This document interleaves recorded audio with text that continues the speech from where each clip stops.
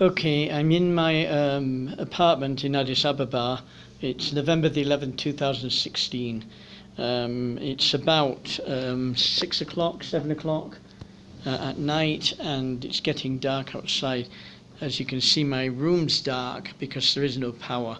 This happens pretty much every day and has been happening like this for years. It seems particularly bad maybe recently. The power goes off for anywhere from half an hour to 24 hours. And, all your things in your fridge, if you're lucky to have a fridge, they all thaw and you lose them.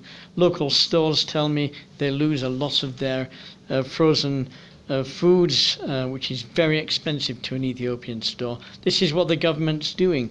It's taking power away from people. And it's not simply poverty that does that. It's a lot to do with distribution of power. The privileged people get it, particularly the military people in the compound near me. They always have power. The poor people don't get power. When, in my experience, the poorest people are the ones who get the least power the least amount of the time. So the other problem is that there's no internet in your homes anymore. The government has a monopoly on the internet and doesn't allow competing companies. That's great for the government because it allows the government to oppress its people. What it means is that the majority of Ethiopians don't have access to internet because they can't afford it, because it's expensive to buy the internet. I buy it. It costs me as much as a month's salary for the average Ethiopian per month, if not more, for me using the internet in my home. But that's down now. It's being down for a month and it's supposed to be down for another 6 months. The government says it's doing this in the state of emergency to prevent people from plotting against it and plotting protests.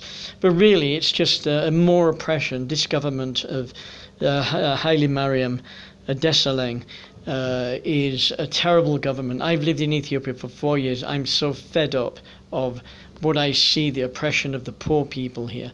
And what I'm seeing is internet going down, even in internet cafes and in hotels where you can get free Wi-Fi. It's frequently down in those.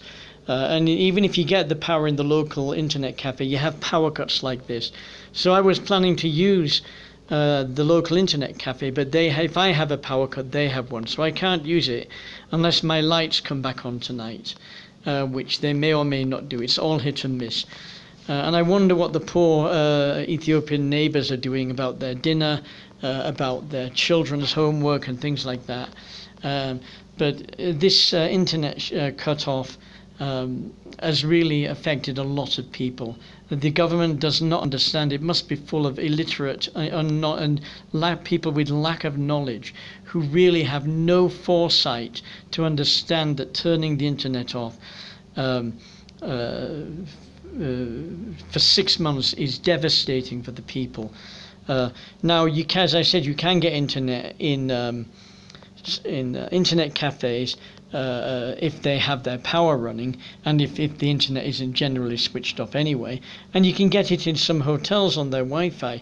Probably when you go in there often it's not available, or what you frequently see is it comes on for 10 minutes, off for 5 minutes, on for 15 minutes, off for 10 minutes.